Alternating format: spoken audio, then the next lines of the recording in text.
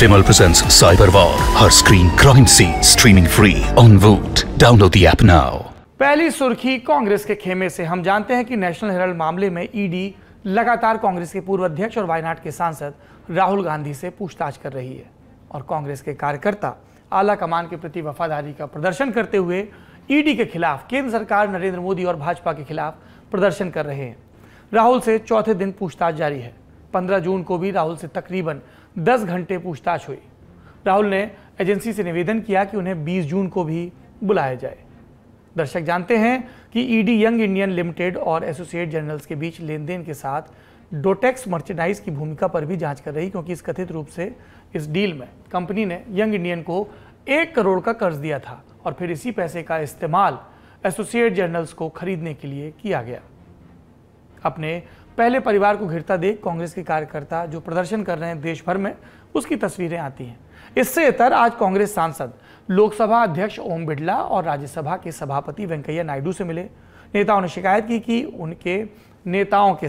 उनके और उनके नेताओं के साथ 13, 14 और 15 जून को दिल्ली पुलिस ने बदसलूकी की।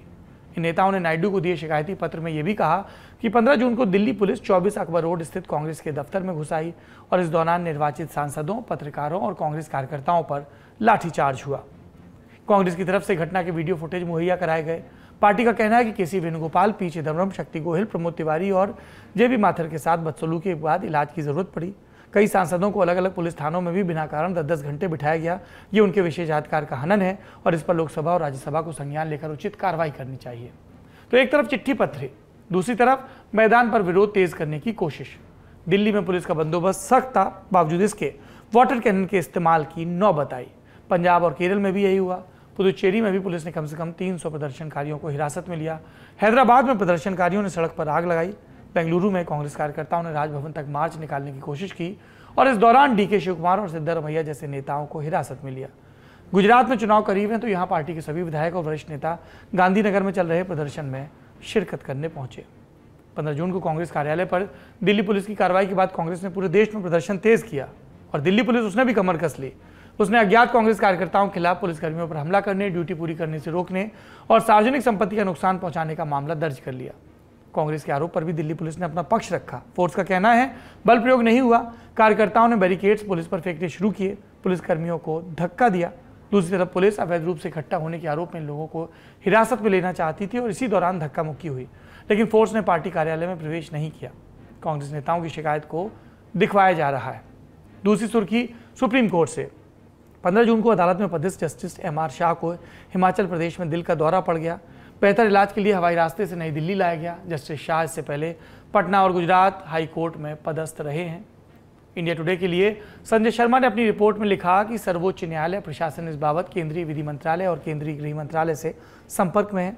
भारत के मुख्य न्यायाधीश जस्टिस NV रमन्ना भी लगातार इस मामले का संज्ञान ले रहे हैं। अगली सुर्खी ये जुड़ी है मराठी अभिनेत्री केतकी चितले से। केतकी चितले को अगर आप उनके अभिनय के लिए नहीं जानते तो अगले परिचय से जान जाएंगे।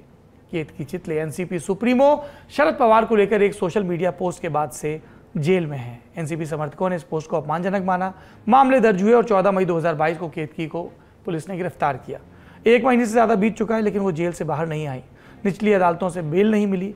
हाईकोर्ट गई, बॉम्बे हाईकोर्ट की शरण में, जहां अगले हफ्ते सुनवाई होगी। पर आज खबर आई कि केतकी को बेल मिली। इस मामले में नहीं, एक दूसरे मामले में। यह मामला क्या है? मार्च 2020 का, जब उन पर आरोप लगा कि उन्होंने फेसबुक पर बौद्ध धर्म को लेकर आपत्तिजनक टिप्पणी की थी। इस मामले में केतकी के खिलाफ schedule caste and schedule tribe prevention of atrocities act के तहत मामला दर्ज हुआ। पर यहां भी एक ट्विस्ट है। क्या है ट्विस्ट?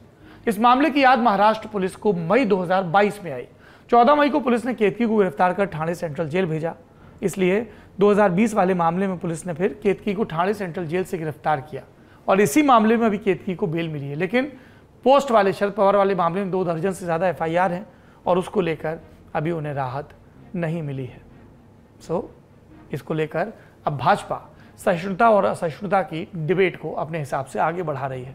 अलग अलग राज्य, अलग अलग मामले, तमिलनाडु, बंगाल, उत्तर प्रदेश, राजस्थान, बिहार, मध्य प्रदेश, महाराष्ट्र, आप राज्य चुनिए, आपको सरकारों का पक्ष मिल जाएगा और विपक्ष का वहां पर सहिष्णु रवैया भी। पर बात क्या है? बात यह है कि केतकी के साथ साथ 23 साल के फार्मेसी के छात्र निखिल भामरे भी ट्विटर पर पवार के खिलाफ लिखने को लेकर गिरफ्त में है और वो भी अब तक जेल में है। देश भर में ऐसा ही चल रहा है। चौथी सुर्खी, इसका संबंध 10 जून को यूपी में हुई हिंसा और फिर उसके बाद प्रशासन द्वारा आरोपियों के घर ढहाने से है। प्रशासन का कहना था कि निर्माण अवैध थे इसलिए ढहाए गए। आरोपियों का कहना था उनके घरों को गैरकानूनी तरीके से गिराया गया। इस पर जमीयत उलेमाए हिंद की याचिका हुई सुप्रीम कोर्ट में। सुनवाई हुई इस पर आज। न्यायालय ने कहा तोड़फोड़ की कार्रवाई तय कानूनी प्रक्रिया के तहत ही हो। न्यायालय ने यूपी सरकार को 3 दिन का समय देकर यह स्थापित करने को कहा कि हाल में हुई तोड़फोड़ की कार्रवाई विधि सम्मत थी, इसको स्थापित करिए। यूपी सरकार की तरफ से सॉलिसिटर जनरल तुषार मेहता, उन्होंने कहा इस मामले में प्रभावित पक्ष को सामने आना चाहिए था, न कि जमीयत को। जमीयत का इस मामले से कोई लेना देना नहीं है। सभी तर्क सुनने के बाद जस्टिस एएस बोपन्ना और जस्टिस विक्रम नाथ की पीठ ने प्रशासन को कार्रवाई रोकने संबंधी कोई अंतरिम आदेश नहीं दिया। मौखिक रूप से इतना जरूर कहा कि चूंकि नोटिस जारी कर दिए गए हैं इसलिए प्रशासन ये सुनिश्चित करे कि कोई अप्रिय घटना ना हो।